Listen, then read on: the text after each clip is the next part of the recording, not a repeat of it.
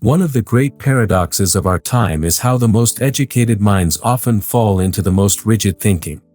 I've witnessed brilliant academics, celebrated intellectuals, and distinguished professors surrender their critical faculties to ideological systems that promise certainty in an uncertain world. This isn't a failure of intelligence, it's a failure of intellectual courage. The very sophistication that should liberate thought instead becomes the instrument of its imprisonment. How do we explain this phenomenon where those who should know better become the most ardent believers in simplistic explanations of complex realities?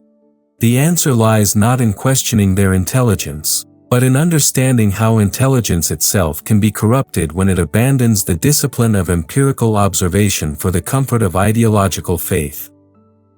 The paradox deepens when we consider that these ideological prisoners often display remarkable analytical skills when examining issues outside their preferred framework. They can dissect opposing arguments with surgical precision while remaining blind to the contradictions within their own belief systems. This selective application of critical thinking reveals something profound about human nature. Even the most sophisticated minds seek refuge from uncertainty, and ideology provides that refuge by offering comprehensive explanations that seem to make sense of everything while actually explaining nothing. Today, we must examine how this intellectual captivity occurs, why brilliant people become prisoners of their own analytical abilities, and what this means for the future of democratic discourse in societies that depend on independent thinking for their survival. Chapter 1: The Intellectual Seduction of Systematic Thinking. The path to ideological captivity begins with an admirable impulse, the desire to understand the world systematically.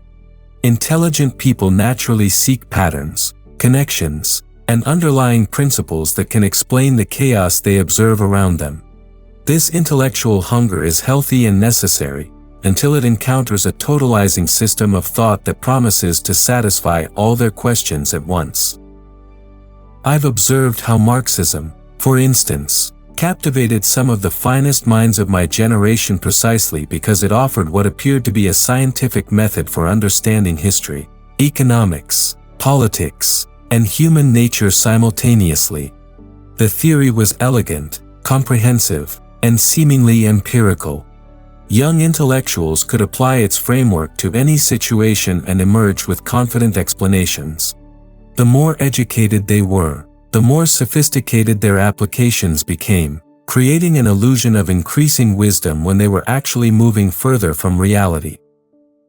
The seductive power of such systems lies in their internal coherence.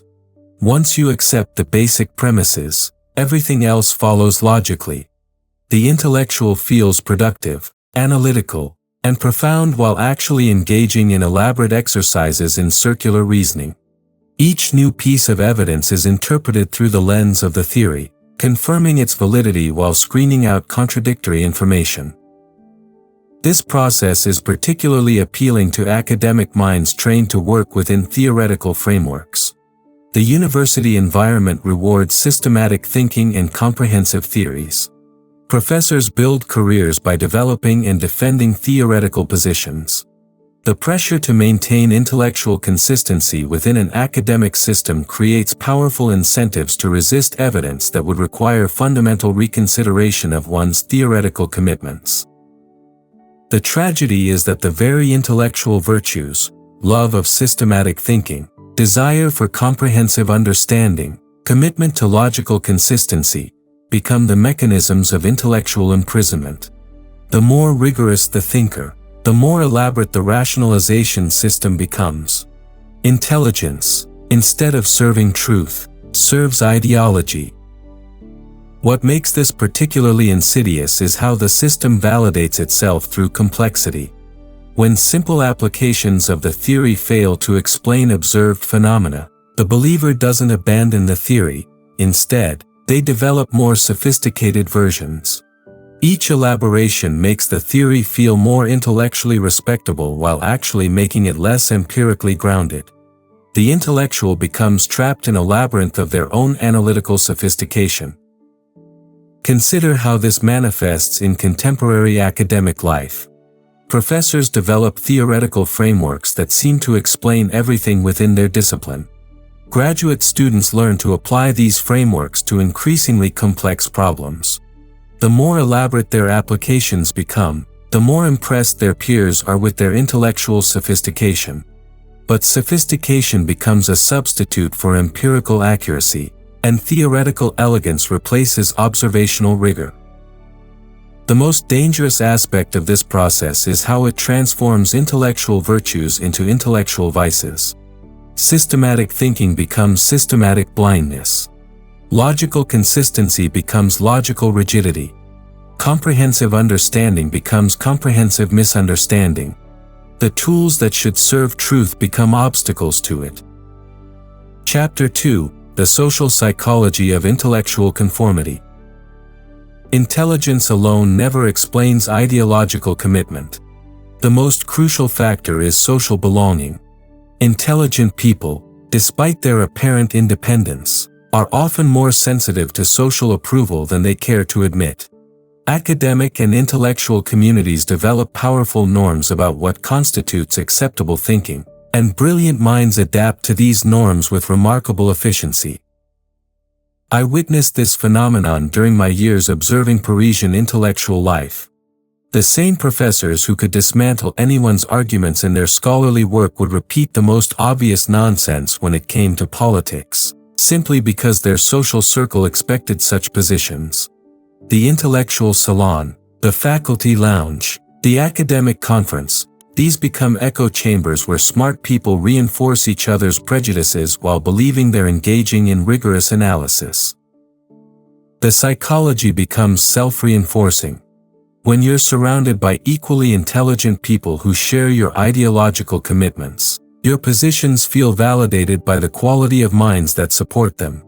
If Professor X from Harvard agrees with you, and Dr. Y from Oxford concurs, and the brilliant graduate student Z has written a sophisticated paper defending the same position, how could you possibly be wrong? The social proof seems overwhelming. This creates what I call collective self-deception. Groups of intelligent people convince each other that their shared ideology is actually the product of independent rational analysis. They mistake social consensus for intellectual verification. The group's intelligence becomes an obstacle to truth rather than a pathway to it, because each member assumes that such smart people couldn't possibly be deceived about something so important. Academic institutions intensify this problem by creating career incentives aligned with ideological conformity. Young scholars learn quickly which positions are rewarded and which are punished. They adapt their thinking accordingly, often unconsciously. Over time, the adaptation becomes genuine belief.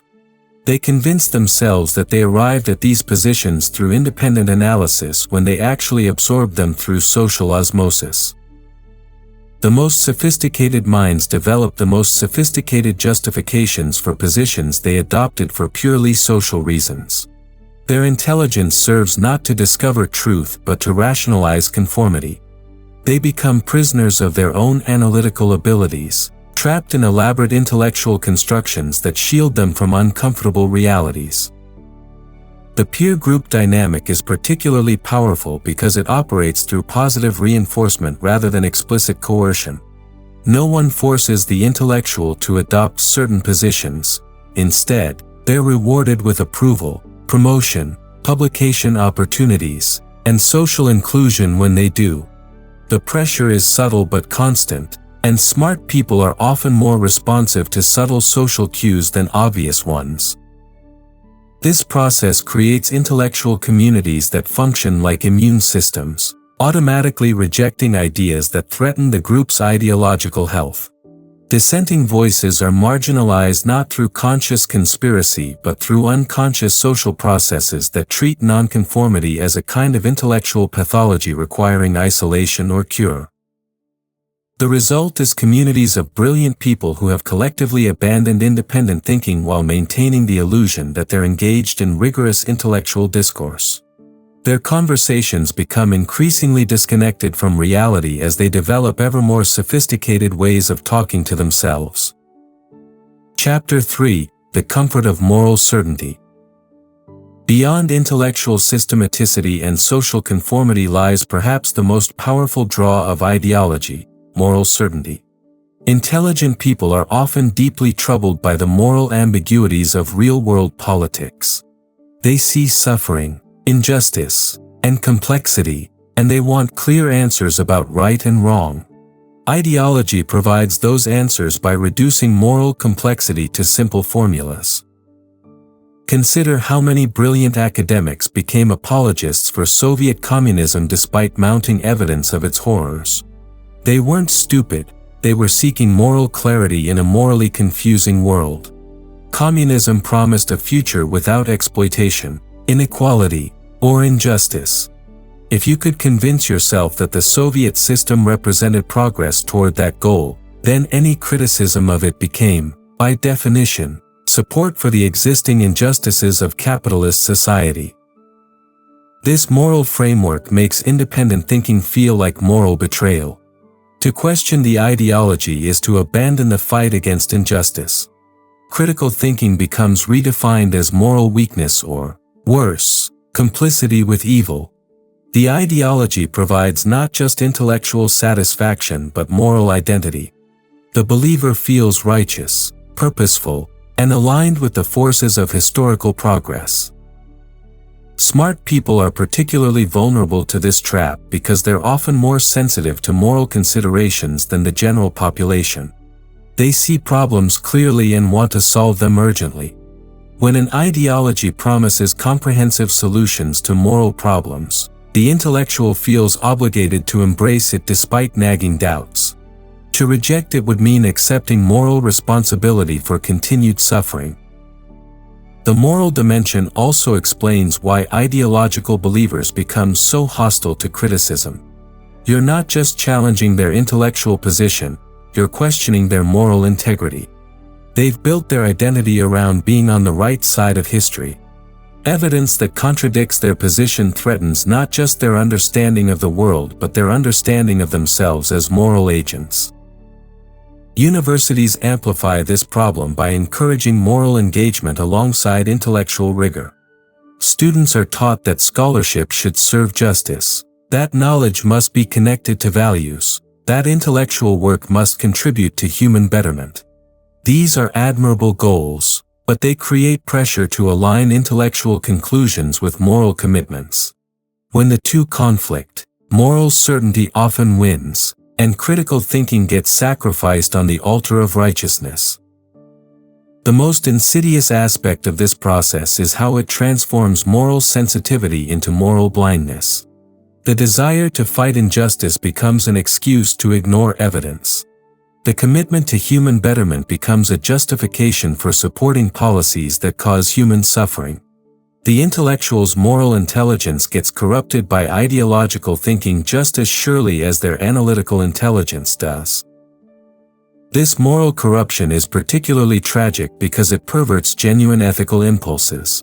The desire to help others, to fight injustice, to make the world better, these are noble motivations. But when they become attached to ideological systems that promise comprehensive solutions, they lead intelligent people to support terrible policies while believing they're serving humanitarian causes. The result is a form of moral self-deception where the intellectual's ethical commitments become obstacles to ethical action. They support policies that hurt the very people they want to help, defend systems that create the injustices they want to eliminate, and attack critics who point out these contradictions as enemies of human welfare. Chapter 4: The Institutional Reinforcement of Groupthink. Modern intellectual institutions, despite their stated commitment to free inquiry, often function as ideological reinforcement mechanisms. Universities, think tanks, media organizations, and professional associations develop implicit orthodoxies that shape thinking in ways their members rarely recognize. The more prestigious the institution, the more powerful its influence on intellectual conformity. Academic departments hire people who fit their intellectual culture. They promote scholars whose work reinforces existing paradigms. They reward students who demonstrate proper thinking and punish those who challenge fundamental assumptions. This isn't usually conscious conspiracy, it's the natural result of people preferring to work with others who share their basic worldview. But the cumulative effect is profound intellectual homogenization among smart people. The peer review process, supposedly designed to ensure quality scholarship, often functions as ideological gatekeeping. Reviewers evaluate work not just for methodological rigor but for compatibility with accepted wisdom. Research that challenges prevailing orthodoxies faces higher scrutiny and more demanding evidence requirements than work that confirms established beliefs. Young scholars learn to frame their research in ways that avoid ideological controversy, gradually internalizing the boundaries of acceptable thought. Professional conferences reinforce these patterns by creating forums where like-minded intellectuals gather to share research that confirms their shared assumptions. The same people attend the same conferences, cite each other's work, and gradually lose contact with alternative perspectives. What feels like vigorous intellectual exchange is actually sophisticated echo chamber activity. Media institutions compound the problem by connecting academic ideological communities to broader public discourse. Professors become public intellectuals, translating academic orthodoxies into popular commentary. Their institutional credentials lend authority to positions that may be widely accepted in their professional circles but poorly grounded in empirical reality. The public assumes that such smart, credentialed people must know what they're talking about. The grant funding system creates additional pressures toward ideological conformity. Research proposals that challenge prevailing wisdom are less likely to receive funding than those that extend or confirm it. Scholars who want to advance their careers learn to frame their research in ways that appeal to grant reviewers who share the field's orthodox assumptions. Over time, this shapes not just how research is presented but how it's conceived. Professional journals, supposedly bastions of intellectual rigor, often become vehicles for ideological reinforcement. Editorial boards composed of like-minded scholars establish publication standards that favor work supporting the field's prevailing paradigms. Articles that challenge orthodox positions face more demanding review processes and higher rejection rates. Graduate students and junior faculty learn these informal rules and adapt their scholarship accordingly. The result is institutional ecosystems that breed ideological conformity among intelligent people while maintaining the illusion of intellectual independence. The smartest participants become the most articulate defenders of positions they never really examined critically. Their intelligence serves the institution's orthodoxy rather than the pursuit of truth. These institutional pressures are particularly effective because they operate through professional incentives rather than explicit ideological indoctrination. No one tells scholars what to think, instead, they're rewarded for thinking in certain ways and punished for thinking in others. This makes the conformity feel voluntary and intellectually justified rather than coerced. Chapter 5: How Sophistication Becomes Self-Deception. The most tragic aspect of intellectual ideological captivity is how sophisticated analytical skills become instruments of self-deception. Smart people develop remarkably elaborate ways of avoiding evidence that contradicts their preferred beliefs. They don't simply ignore inconvenient facts, they construct complex theoretical frameworks that transform contradictions into confirmations.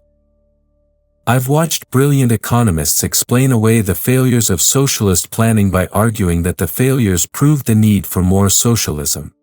I've seen talented historians reinterpret obviously destructive policies as necessary steps toward ultimate liberation. I've observed gifted philosophers transform logical contradictions into dialectical insights. In each case, intelligence served not to reveal truth but to hide it behind increasingly sophisticated rationalizations. This process often involves what I call theoretical immunization, the development of intellectual antibodies that neutralize challenging evidence. When reality contradicts theory, the ideological believer doesn't abandon the theory, instead, they modify it just enough to accommodate the contradiction while preserving its essential structure.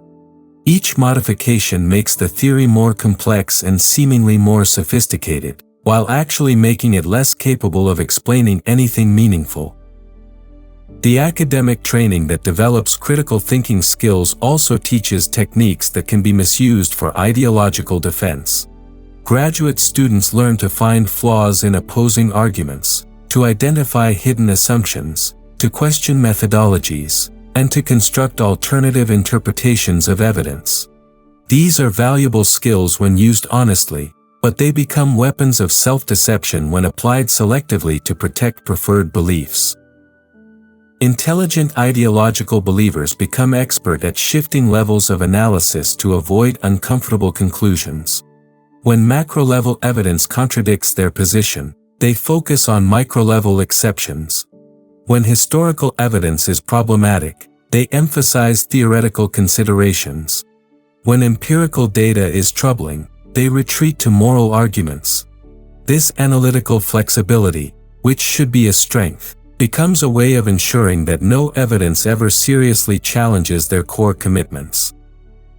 The most sophisticated practitioners develop what amounts to parallel reasoning systems, one for analyzing topics outside their ideological commitment zone, where they apply rigorous critical standards, and another for topics within that zone, where different, more forgiving standards apply.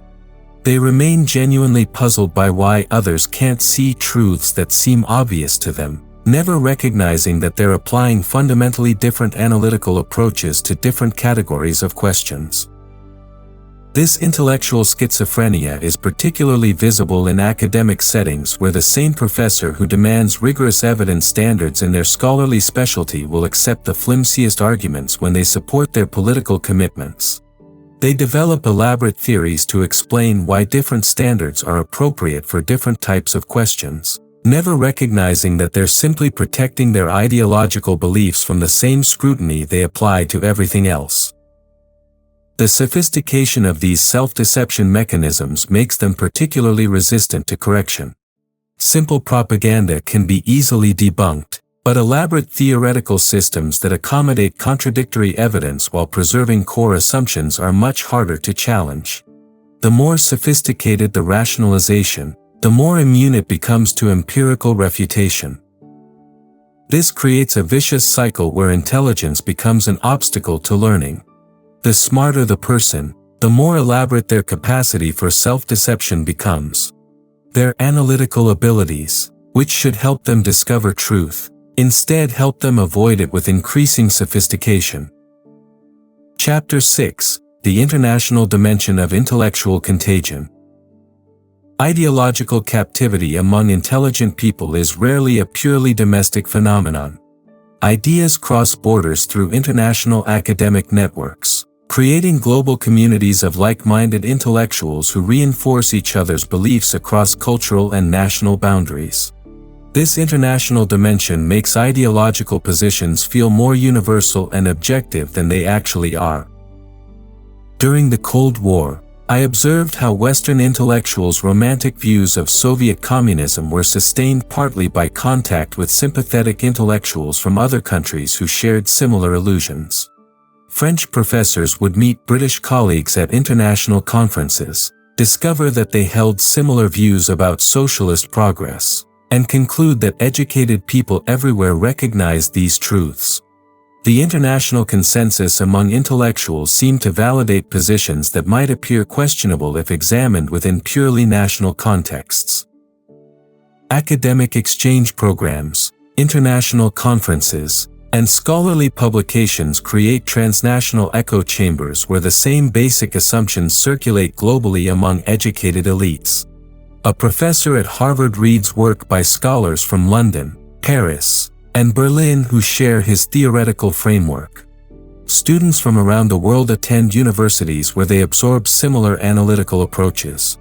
Graduate students write dissertations supervised by advisors who belong to international networks of like-minded scholars. This process creates what appears to be independent verification from multiple sources when it's actually ideological convergence through shared institutional and intellectual cultures.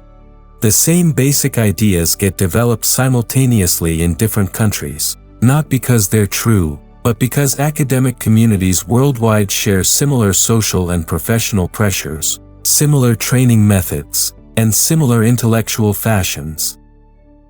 The international dimension also insulates intellectual communities from local empirical feedback.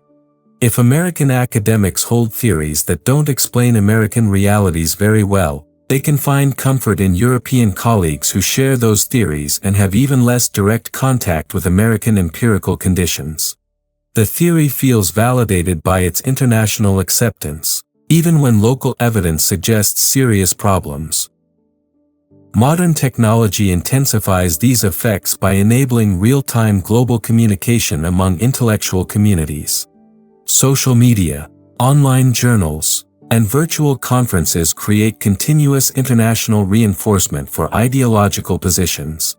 Smart people around the world can instantly connect with others who share their theoretical commitments, creating the illusion of universal educated consensus while actually narrowing the range of perspectives they encounter. International funding mechanisms also contribute to ideological convergence. The same foundations that support research in multiple countries often favor similar theoretical approaches and policy prescriptions. Scholars from different nations compete for grants from the same international sources, creating incentives to adopt similar intellectual frameworks regardless of local conditions or empirical evidence. The result is global intellectual communities that mistake their shared assumptions for universal truths. Professors at universities worldwide teach similar theories, conduct similar research, and reach similar conclusions not because these approaches are empirically superior, but because they're embedded in international networks that reward conformity and punish deviation. This international reinforcement makes ideological positions particularly resistant to local criticism. When domestic critics challenge prevailing academic wisdom, believers can point to international scholarly consensus as evidence that their critics are provincial, uninformed, or biased. The international dimension provides a constant source of validation that shields ideological communities from empirical accountability within their own societies. The most troubling aspect of this phenomenon is how it divorces intellectual authority from empirical competence. Scholars develop international reputations based on their contributions to theoretical frameworks that may have little connection to observable reality in any particular country. Their international standing then gives them authority to comment on domestic issues they may not understand very well. Chapter 7: Breaking Free: The Path to Intellectual Independence. Escaping ideological captivity requires more than intelligence. It demands intellectual courage and methodological discipline. Smart people must learn to apply their analytical skills reflexively, turning their critical abilities on their own beliefs with the same rigor they apply to opposing positions. This is difficult because it requires abandoning the comfort of certainty and the warmth of group belonging. The first step is recognizing that intelligence itself can be a trap. Smart people must acknowledge that their analytical abilities, which they rightly prize, can be misused to defend false beliefs just as effectively as they can be used to discover true ones. This recognition is humbling but essential. It requires accepting that being smart doesn't make you immune to self-deception. It may actually make you more vulnerable to sophisticated forms of it. Empirical discipline provides the best protection against ideological seduction. Instead of starting with theoretical frameworks and interpreting evidence through them, intellectuals must learn to start with careful observation of reality and build theories that account for what they actually observe. This means being willing to abandon elegant theories when they conflict with stubborn facts, even when those theories are socially rewarded and personally satisfying. Independent thinking also requires diversifying intellectual inputs. Smart people must deliberately seek out perspectives that challenge their assumptions, not just to refute them but to test whether their own positions can withstand serious scrutiny. This means reading authors they disagree with, attending lectures by speakers who hold different views, and engaging seriously with criticism instead of dismissing it. Perhaps most importantly, Intellectual independence requires accepting uncertainty as a permanent condition of human knowledge. The ideological impulse stems largely from the desire to escape uncertainty, to find comprehensive explanations that resolve all ambiguities. Mature intellectual life means learning to think rigorously while acknowledging the limits of what we can know, to act decisively while remaining open to new evidence, to hold strong convictions while maintaining intellectual humility.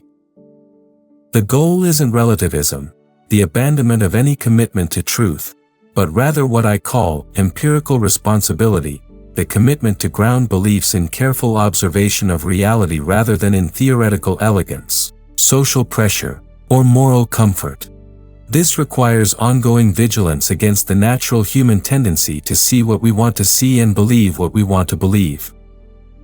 Institutional reforms can help create environments more conducive to independent thinking.